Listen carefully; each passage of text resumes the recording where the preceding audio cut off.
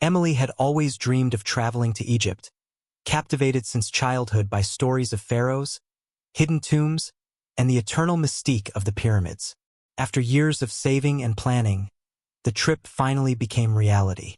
With a worn leather journal packed beside her camera, she boarded her flight from New York to Cairo with a heart full of anticipation. Upon landing, the warm desert air wrapped around her like a whisper from the past, and she smiled, breathing it in like it carried the secrets of 1,000 dynasties. Her taxi driver, a quiet man who nodded more than he spoke, wove through the chaotic streets of Cairo, the honking horns and bustling crowd a stark contrast to her peaceful intentions. Eventually, they pulled up in front of her hotel, a quaint, 3-story boutique nestled in a quieter neighborhood, adorned with vibrant lanterns and ivy creeping up the walls. A sharply dressed man with a mustache greeted her with exaggerated courtesy, offering mint tea and warm words as she checked in. The lobby exuded old-world charm. Patterned tiles, ornate mirrors, and faint classical Arabic music that drifted through the air like incense. The room itself seemed perfect, modest but cozy, with a view overlooking a narrow alleyway filled with vendors and laughter. Eager to start exploring, Emily dropped off her bags and wandered through Khan el-Khalili, the city's famous market. She reveled in the colors of silks, the scent of spices, and the rhythm of Arabic being sung through bartering voices. Locals smiled at her, some curious, others welcoming, and for a while, she felt like she was truly living her dream. That first night, she returned to the hotel beaming. The man at the front desk, who introduced himself as Omar, asked where she'd been and what she saw. She found the attention slightly overbearing but chalked it up to cultural differences. Still riding the high of adventure, she dined on stuffed grape leaves and lamb kebabs in the rooftop restaurant, overlooking Cairo's skyline twinkling like a mirage. As the call to prayer echoed through the city, Emily sat by the balcony, writing in her journal about her first impressions, not yet aware that the safety she felt was an illusion. The days that followed only deepened her sense of wonder. She marveled at the great pyramids of Giza, overwhelmed by their scale and history. She rode a camel across the sandy plains, her laughter swallowed by the desert wind. She took a river cruise along the Nile, watching the sun dip behind ancient ruins and palm trees that looked like they hadn't aged since Cleopatra's time. Locals offered her small trinkets and curious stories, and she always tipped generously, warmed by their hospitality. Her hotel room became her sanctuary at the end of each day, until it didn't. By the third night, she began noticing strange details. The lock on her door seemed recently changed, the night shift concierge stared too long at her, and one of the waiters always seemed to be nearby, even outside the hotel. She brushed it off. Just being paranoid, she told herself. After all, solo travel came with anxiety, especially in a foreign country.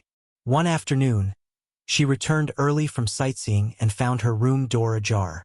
Her belongings hadn't been stolen, but things were out of place. Her toiletries moved, her passport slightly out of the zippered pouch she'd tucked it into. When she mentioned it at the front desk, Omar reassured her with a practiced smile and said the maid probably made a mistake. "So sorry, miss. Will not happen again." Still, something inside her stirred, a quiet voice telling her to pay attention. That night, her sleep was restless. She heard footsteps outside her door around 2 a.m., followed by a soft knock and then silence. Emily froze in bed, holding her breath until morning light crept through the curtains. When she finally stepped out into the hall, no one was there. Despite her misgivings, she pressed on with her adventures. She took photos of towering minarets, tasted sugary kanafa from a street vendor, and even visited a papyrus workshop where the artisans showed her ancient writing techniques. But always, she returned to the hotel with a quiet sense of unease growing deeper in her bones. Omar's friendliness had shifted into something else. Too many questions about her plans. Too many times he mentioned how beautiful she was. One night, she caught him watching her reflection in the mirror behind the bar when he thought she wasn't looking. She told herself it was cultural again. Different boundaries, different customs. Still, her instincts buzzed with quiet alarm. When she called her friend back home to check in, Emily mentioned the vibe was off, but didn't go into detail. "Don't worry," she said with a half-laugh. "I'm probably just jet-lagged and overthinking it." Her friend urged her to stay safe and trust her gut, but Emily didn't want to admit she might have made a mistake picking this hotel. She wanted this trip to be perfect. It had taken her years to afford it. The brochures promised wonder, not worry. She chalked her discomfort up to nerves and resolved to push past it. Yet, as she double-checked that her door was locked that night and placed a chair beneath the knob just in case, she couldn't shake the chill crawling down her spine. Something wasn't right. And deep inside, she knew the dream was about to take a terrifying turn. The next few days felt different, like a shadow had crept over Emily's once gleaming view of Cairo. Her excitement was still there. She wanted to keep exploring, to chase the magic, but an undercurrent of dread had begun tugging at her more forcefully with each passing hour. It wasn't just one thing anymore. It was a pattern, a slow unraveling of comfort replaced by a rising tide of questions. She noticed how the hotel staff always seemed to know where she had been, even if she hadn't told them. When she returned from a visit to the Egyptian Museum, the concierge casually mentioned how crowded Tahrir Square had been that day, though she hadn't spoken a word about going there. Once might be coincidence, twice a fluke, but when it happened again after her private felucca ride on the Nile, something she'd booked through a third-party app and never mentioned to anyone, her heart skipped.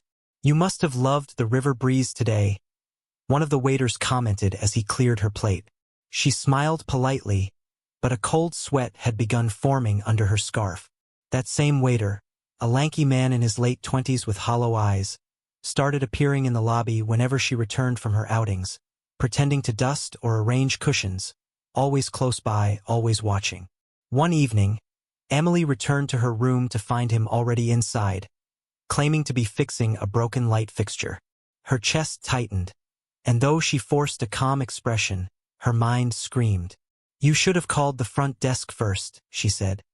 He only shrugged and walked past her with an indifferent, "Sorry, miss."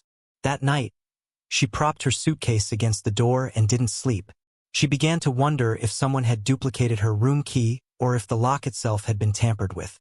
Emily tried to convince herself that these were just cultural misunderstandings, but the signs became too glaring to ignore. The hotel owner, an older man named Hassan who had welcomed her with fatherly warmth on the first day, now eyed her with something colder, more calculated. She caught him once speaking quickly in Arabic to Omar when she passed through the lobby. His tone hushed but intense, and though she didn't understand the words, the tension in their posture felt like a private threat dressed as casual conversation. Emily had taken a few beginner Arabic lessons before her trip, but now she wished she'd studied harder. When she asked a fellow tourist about the hotel during a visit to the Citadel, the woman blinked in surprise and said she'd never heard of it, despite it being listed prominently online. That night, Emily tried Googling reviews again, but the hotel's listing had disappeared. A creeping sense of surveillance took over. Every time she entered the lobby, Omar's head turned. The cleaning staff knocked when she was about to shower, and one morning she noticed the maid's eyes flick nervously to the camera in the hallway before rushing away without saying a word. Emily started using towels to cover the peephole and closet mirrors. She made vague remarks to the staff about meeting a friend or local guide, hoping to create the illusion that she wasn't completely alone. At breakfast, the cook asked how she liked her eggs, just the way you had them yesterday. Though she hadn't eaten there the day before, she couldn't shake the feeling that someone was going through her belongings. Her sunscreen was slightly misplaced, the charger she always left in the wall was coiled differently, and her journal, which she guarded fiercely, had a faint fingerprint smudge on the page she'd written the night before. The atmosphere in the hotel shifted palpably. Other guests, once seen casually roaming the halls or relaxing on the rooftop, now seemed to have vanished. When she asked where the young couple from Denmark she chatted with at check-in had gone, Omar answered too quickly, "They checked out early this morning," but the guest book at the front desk still had their names written for the rest of the week. Emily started carrying her passport and emergency cash in a pouch tucked beneath her clothes at all times. The hotel once felt like an exotic hideaway. Now it felt like a trap. Her phone's international SIM began behaving oddly. Texts wouldn't send, data slowed to a crawl, and when she called her mother to check in, the line kept dropping. When she went to a nearby internet cafe to email her friend, the message bounced back, flagged as undeliverable. Emily didn't know if it was the local infrastructure or something more sinister, but she felt increasingly isolated, like she was slowly being cut off from the outside world. One night, she decided to use the hotel computer, but when she entered the lounge, she found the keyboard missing and the power cable removed. "Technical issues," Omar said without blinking. When she asked to use the phone to call her airline, he said the lines were down. Emily smiled and nodded, her mind screaming. Her dreams turned restless and surreal. She dreamt of long corridors that narrowed into cages, of pyramids crumbling to reveal dark pits underneath, of voices whispering in languages she didn't understand. She woke up covered in sweat, convinced someone had been standing at the foot of her bed. She began taking photos of the room before leaving for the day, hoping to spot any differences when she returned. She used a paper matchstick wedged in the doorframe. If it fell, she'd know someone had entered. It was always on the floor when she returned. Always. Desperation began to claw at her optimism. She told herself she was just exhausted, that the city's sensory overload and her overactive imagination were conspiring against her. But deep down, she knew she was being watched, followed, tracked, studied. She noticed how Hassan's mood changed depending on what she wore. On days she dressed conservatively, he seemed annoyed, as though disappointed. On warmer days, when she wore lighter clothing, he grinned too much. She found herself trapped between wanting to disappear and needing to stay alert. Cairo's beauty, once enchanting, now felt like camouflage for something vile, and the hotel, once a sanctuary, had become a gilded cage. Her instincts, now screaming louder than ever, told her something terrible was brewing. Something beyond creepy stares and over-friendly staff. One morning, as she quietly sipped tea on the rooftop, she noticed a dark SUV parked across the alley, engine idling, windows tinted. It was there the next day too. On the third day, a man stepped out briefly, looked straight at her from across the building, then stepped back in. She hadn't told anyone about her new morning routine. She didn't recognize him, but his presence felt deliberate. She began carrying a pocket knife she bought at a tourist shop and kept it under her pillow at night. Every muscle in her body was tight with fear, yet she pretended everything was normal, because she knew now, truly, deeply, that she was being hunted, and something far worse than a ruined vacation was about to unfold. It was a sweltering afternoon when everything shifted from eerie to undeniable. Emily had grown used to the disquieting rhythm of the hotel, where each day brought new signs that she was being watched, but nothing prepared her for the moment when her suspicions took horrifying shape. She had returned early from visiting the hanging church in Coptic Cairo, hoping to cool off and spend time journaling before dinner. As she stepped into the stairwell rather than using the elevator, a habit she'd picked up to avoid the staff, she heard voices drifting from a room tucked beside the lobby, a small door labeled maintenance. The door was slightly ajar, and inside, two of the hotel workers she recognized. Omar and the thin waiter who always lingered too long were speaking rapidly in Arabic. Their voices were low but tense, filled with clipped urgency. She didn't understand most of the words, but one phrase chilled her to the bone. El bint el ajnabiya, the foreign girl. It was said too many times, too forcefully to be coincidence. Heart hammering in her chest, she pulled out her phone and quickly hit the record button.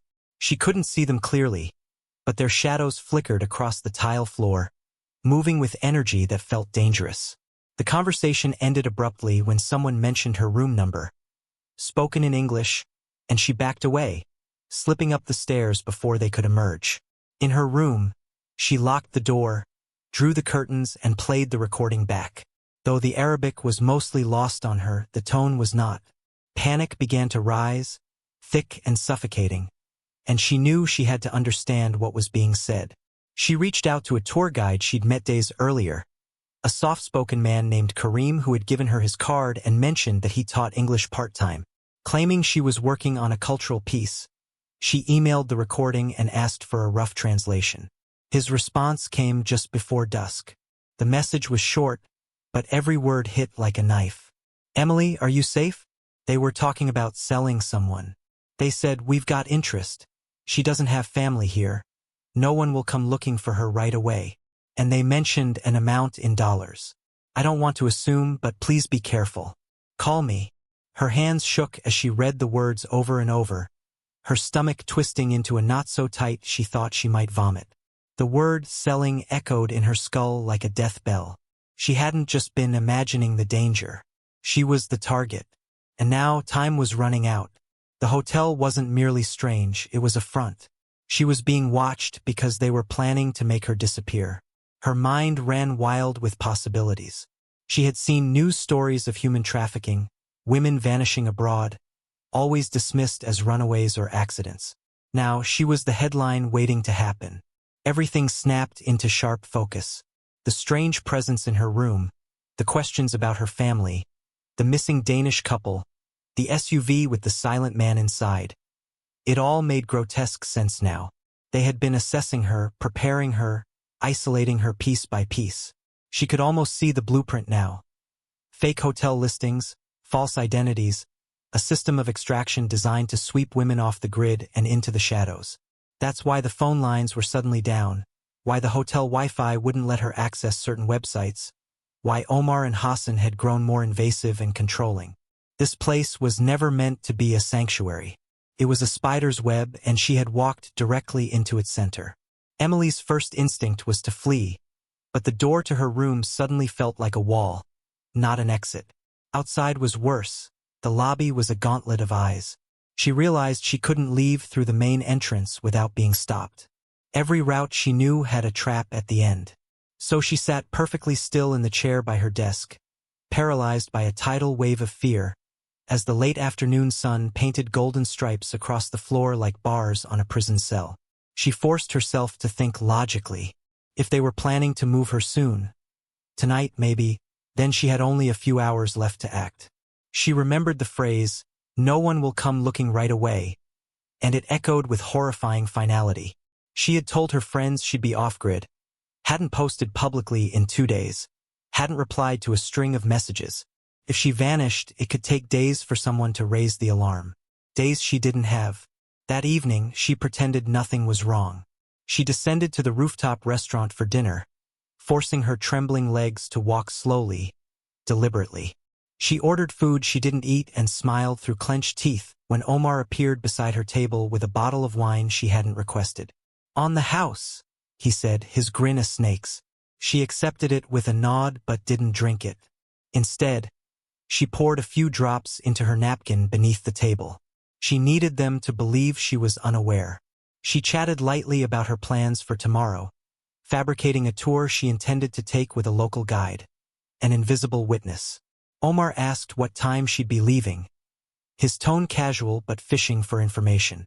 "Early," she replied with a breezy smile. "Sunrise tour of Saqqara." He smiled back, too quickly. She knew then that he'd be planning around that timeline. Back in her room, she began gathering her belongings with mechanical efficiency, but avoided anything that would raise suspicion. No dragging of suitcases, no opening and closing drawers too loudly. She put the pocket knife in her bra, stuffed her cash and passport into the waistband of her leggings, and tucked her shoes inside her bag. She planned to sleep fully clothed. She positioned herself in bed with the lights off, pretending to sleep while her phone sat hidden in the sheets, camera pointed at the door. Around midnight, she heard movement. Footsteps outside, a low whisper, the click of a lock being tested. Her blood turned to ice. Then silence. She didn't breathe for nearly 5 minutes. The doorknob had turned, but the chair she'd wedged beneath it held. Whoever had tried to enter didn't persist. They were checking, maybe even rehearsing. When the sounds faded, she sat up in the darkness, blinking back tears of terror. She was not safe, not even for another night. And now she knew. This wasn't just a bad dream, a cultural mishap, or paranoia spun from the nerves of solo travel. This was a carefully orchestrated nightmare, and she was the intended prize. She had to escape. Not in the morning. Not with a plan. Now, the next hours would decide everything. Whether she became another missing girl in a foreign land, or the one who slipped through the cracks and lived to tell the world what really happens behind beautiful walls in exotic places. The stillness of the room felt oppressive, like the walls were leaning inward, listening to every breath she took. Emily sat motionless on the edge of her bed, her heart pounding so loud she was certain it would give her away. The clock on the nightstand blinked 2:03 a.m. She knew she had no time left. Not hours, not even minutes to spare. Every second that passed was a risk she could no longer afford. Her body was a bundle of frayed nerves, but her mind had begun to sharpen into something fierce, something primal. She reached slowly for the pouch of money strapped beneath her leggings and double-checked her passport was still tucked inside. Her shoes were in her bag, and her pocket knife was in her hand now, small but cold and comforting. The room was dark, but the moonlight slipping through the slats of the blinds offered just enough visibility for her to move. The first problem was the door. The chair she'd wedged beneath the knob had held earlier, but if she removed it, she'd be exposed in seconds. Every inch of her plan had to be timed perfectly. She took a breath, then quietly eased the chair away from the door, cringing at the soft scrape it made across the tile floor. She froze, waiting to hear footsteps in response.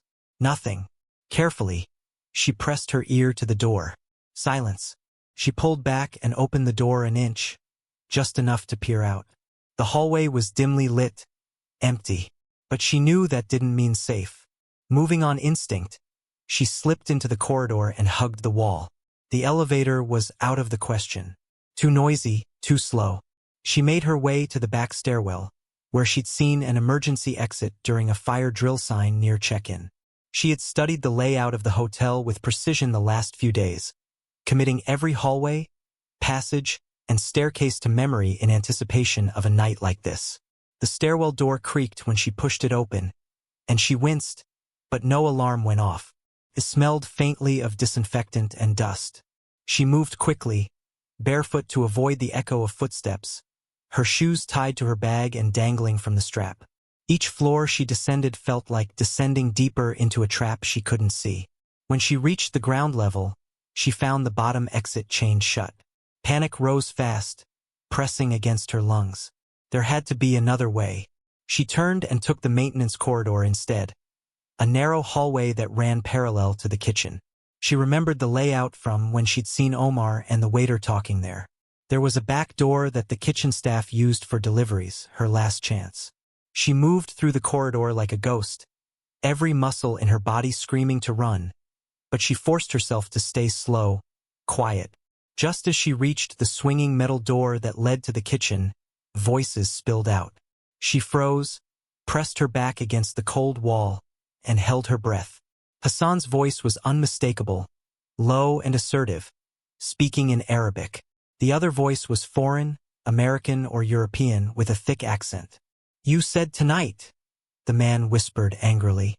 "I don't wait again." Emily felt the blood drain from her face. It was happening. They weren't just talking about her anymore. They were making the exchange. She turned around slowly, searching the corridor for another exit. There was a narrow janitor's closet across from the pantry.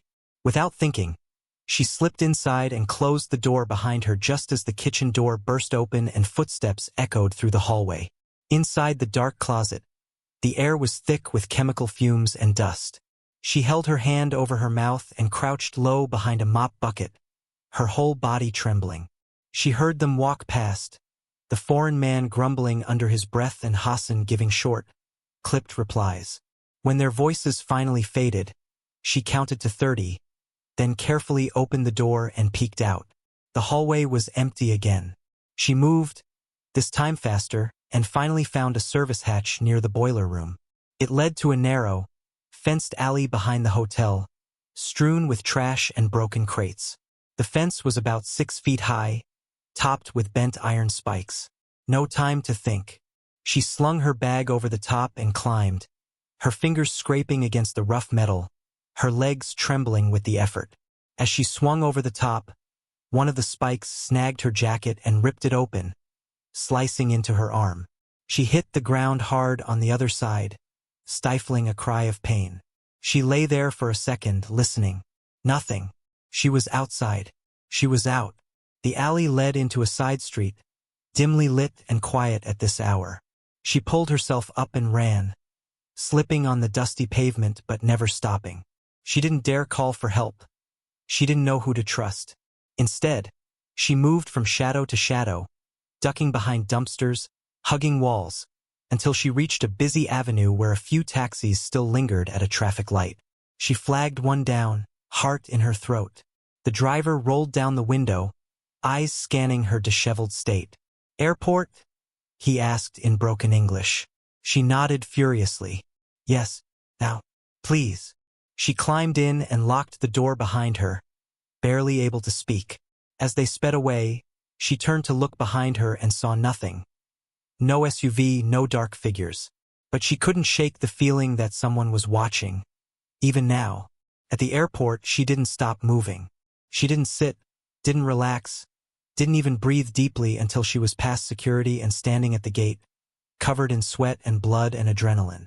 She used the bathroom to clean the wound on her arm, bandaging it with tissues and tape from her travel kit. Her reflection in the mirror was unrecognizable. Wide eyes, gaunt face, wild hair. But she was alive. The airport's fluorescent lights felt like salvation. When she finally boarded her flight and felt the plane lift from the tarmac, she allowed herself a single sob, silent and shuddering. She had made it out. Barely. And she had no idea what kind of hell she had just escaped. But she knew someone somewhere was already preparing for the next girl. The next morning, as Cairo stirred beneath the rising sun, Emily wasn't on a plane or safely in another city, because things hadn't gone according to plan. The escape attempt that began in the shadows of the hotel had collapsed before she ever reached the fence. Just as she was about to shove open the rear door leading to the alley, it was yanked wide from the other side, and she found herself face to face with a staff member she hadn't noticed much before, a young woman in a faded uniform with trembling hands and wide, startled eyes. For one agonizing moment, they stared at each other in silence, both frozen like deer sensing a predator. Then the woman whispered sharply in Arabic and slammed the door shut behind her, pushing Emily back with surprising force. Emily flinched, expecting an alarm, a shout, something that would signal the end. But instead, the girl locked the door behind her and muttered something Emily couldn't understand, gesturing for her to follow. Confused and panicked, Emily hesitated. But then the girl tugged her arm and whispered one word in shaky English. "Danger." That was enough. Together, they ducked into the narrow staff corridor, moving with urgency but not panic, as if the girl had rehearsed this route before. Her name, Emily would soon learn, was Layla, and she had worked at the hotel for almost 2 years. She barely looked 20, with delicate features hardened by exhaustion and fear. As they moved quickly past supply closets and laundry bins, Layla whispered disjointed fragments of English, enough to piece together a chilling truth. She'd overheard the conversation the night before, the deal that was about to happen, and had seen it before. Not often, but enough. Girls who came alone, who disappeared before checkout. No police, no questions, just silence and another vacant room. Layla led her down a hidden stairwell behind a wall panel in the staff quarters, a place Emily would never have discovered on her own. It smelled of mold and damp stone, clearly old and rarely used. As they descended, Layla explained in broken English that she had once tried to leave the hotel herself, but was told she owed money for her uniform and lodging. Her passport had been confiscated by the manager when she started, a standard policy for foreign workers, and every attempt to quit had been met with threats and reminders of what happened to girls who ask too many questions. When Emily asked why she was helping her, Layla only said, "You scream in room. Here. I know that scream." They emerged into a cramped basement room filled with crates and old linens, and from there, Layla pointed toward a grate that opened into a back loading dock shared by several businesses. "This is best way. No camera," she whispered, then shoved open the grate with her foot. Emily crawled through the opening, heart pounding as she looked back at the girl who had just saved her life. "Come with me," she begged. But Layla only shook her head. "Not now. They check staff. I go later." Before Emily could protest again, she pressed something into her hand. A small flash drive. Proof. Gift to good man. Kareem. He help. And then she was gone, disappearing back into the darkness of the basement before Emily could say another word. Emily crouched behind a dumpster, concealed by the sharp smell of trash and the blinding light of fear. She clutched the flash drive in her hand as if it were the last thread keeping her tethered to sanity. Her fingers trembled as she pulled her bag close and began creeping away from the building, every muscle tensed for the sound of pursuit that, thankfully, never came. She found herself on the edge of a bustling street just as Cairo began to wake. Street vendors opened their carts, children walked in groups to school, and the normal rhythm of life resumed, utterly indifferent to the nightmare Emily had just escaped. She ducked into the first taxi she saw and barked out the only destination she could trust, the American Embassy. But as the car wove through traffic, she remembered Layla's words and changed course. "Stop here," she told the driver near the Ministry of Tourism, and ran into a nearby cafe to charge her phone and contact Karim.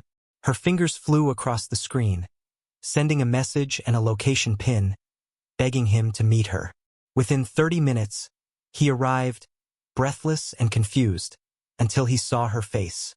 Without a word, he sat across from her, and she slid the flash drive across the table.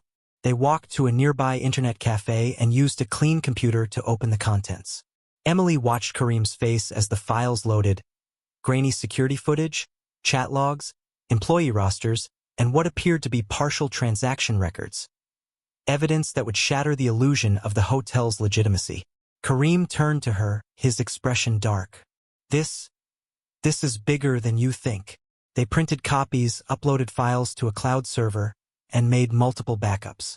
Karim promised to contact people he trusted: journalists, legal advocates, and former co-workers who had left the industry under strange circumstances.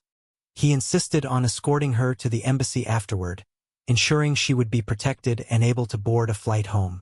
Emily reluctantly agreed, but not before asking him one final question: "What about Layla?" Karim paused, then nodded solemnly. "We'll find her, I promise." As they drove toward the embassy in a borrowed car from a friend, Emily stared out the window at the city she had once seen as a tapestry of mystery and wonder. Now it felt like a riddle soaked in blood, a place where stories could vanish as easily as the women who told them. But she hadn't vanished. She had lived. And because of Layla, because of her quiet bravery, she could now speak. Somewhere beneath the noise of the city, a young girl had risked everything for a stranger, and in doing so, had exposed the rot beneath the golden facade. And while Emily didn't know if she'd ever see her again, she knew she would never stop looking. 2 days after leaving Cairo, Emily sat on the edge of her bed in her Brooklyn apartment, staring at the same pair of sandals she'd worn to stroll through ancient markets and run for her life in a city that once promised her wonder. They were still coated with Cairo's dust, faded and torn, but she hadn't thrown them away.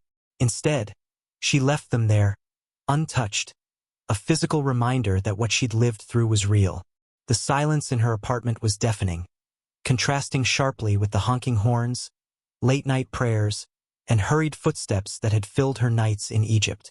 Her body was safe, but her mind hadn't caught up. She jumped at unexpected sounds, double-locked her doors, and flinched when strangers stood too close. Her phone buzzed constantly now. Journalists reaching out, friends trying to comfort her, authorities following up. But she ignored most of them, overwhelmed by the weight of all that had happened, and unsure how to navigate the avalanche of attention that followed. The embassy had been swift and silent, ushering her into a debrief room that felt more like an interrogation chamber. 2 men and 1 woman had asked her question after question, some empathetic, some mechanical. She handed them the flash drive, recounted every detail she could remember, and tried not to cry when she spoke Layla's name. They told her she'd done the right thing, that the evidence was being sent up the chain, but their expressions were neutral, unreadable. She asked if there were other cases like hers. The woman paused and replied, "There are always other cases." That sentence haunted Emily on the flight home, echoing in her head with every bump of turbulence. She stared out the window at the clouds and wondered how many other women had sat in that same seat, carrying stories the world would never hear. When she landed in New York, she was met with more silence. But this time it was the numbing kind that follows trauma. The city moved around her as it always had, impatient, loud, indifferent, and she found comfort in its chaos. She kept the curtains drawn for the first few days, barely speaking, barely eating. She tried to distract herself by watching movies, reading books, scrolling endlessly on her phone.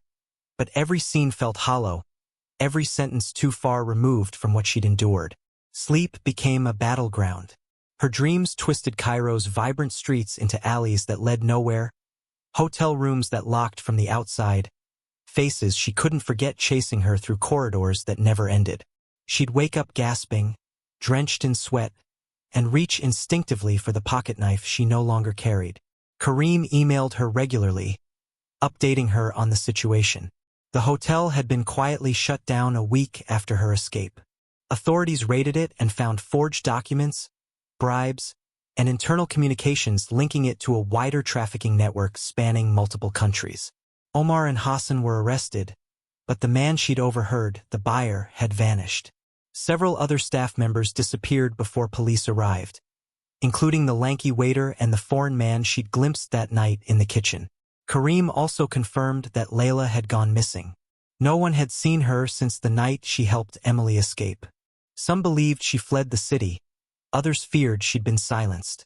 The thought of Layla alone, hunted or hurt, made Emily's stomach twist in ways she couldn't explain. She checked her inbox every morning hoping for an update, a message, a miracle. None came. Eventually, Emily realized that staying silent wasn't an option. She contacted a journalist she trusted, someone who had once written about exploitation in the travel industry. Together, they crafted a detailed article exposing the hotel and the system behind it, how these boutique lodgings, often praised for their authenticity and affordability, became traps for unsuspecting tourists, especially women. The article went viral within days, drawing global attention to the hidden dangers of solo travel and the dark underbelly of international trafficking. People flooded her social media with messages of support, gratitude, and horror. Survivors came forward. Former employees from other hotels reached out. Activists demanded change. The hotel's name was scrubbed from travel sites, and police across multiple countries opened new investigations. For the first time, Emily felt that her nightmare had purpose, that maybe, just maybe, Layla's sacrifice had started something bigger. Still, healing didn't come easy. She started therapy, though it took her weeks to open up. Her therapist told her the mind processes trauma like shattered glass. It can't be forced back into shape. She began small, journaling again, taking walks alone, visiting familiar cafes. She reconnected with friends, but their conversations felt shallow at first, like they lived on a different planet. How could she talk about brunch when her mind was filled with faces in dark corridors? But slowly, the fog began to lift. She found herself laughing again, cautiously. She took a self-defense class. She booked a short trip to Vermont just to prove she could travel again, even if she double-checked every lock 10 times before sleeping. One afternoon, while organizing her digital files, she found a short video she'd forgotten. Footage from her first day in Cairo, recorded on a whim. In it, she smiled at the camera with the pyramids behind her, her voice excited and carefree. Felt like watching a different person. But instead of deleting it, she saved it in a new folder labeled Before. Then she opened a blank document and began writing, really writing. Not just about what happened, but how it felt, how it changed her, how it shaped who she was now. She wasn't just a victim, she was a survivor. And her story, like Layla's, would not be buried. Emily knew she'd never see Egypt the same way again. The land that once called to her with promises of adventure now whispered cautionary tales in her ears. But she refused to let that fear define her. Instead, she spoke up, louder and clearer with each passing day. She gave interviews, appeared on panels, and launched a blog to educate solo travelers about red flags and safety measures, all while pressing for more accountability from travel platforms. Each post was a tribute, not just to herself but to Layla, because the girl in the faded uniform who risked everything for a stranger deserved to be remembered, not as a footnote in someone else's story, but as a hero in her own right. Emily didn't know where Layla was, or if she was even alive, but she hoped, Wherever she was, she knew that her courage had saved a life and had sparked a fire that wouldn't go out.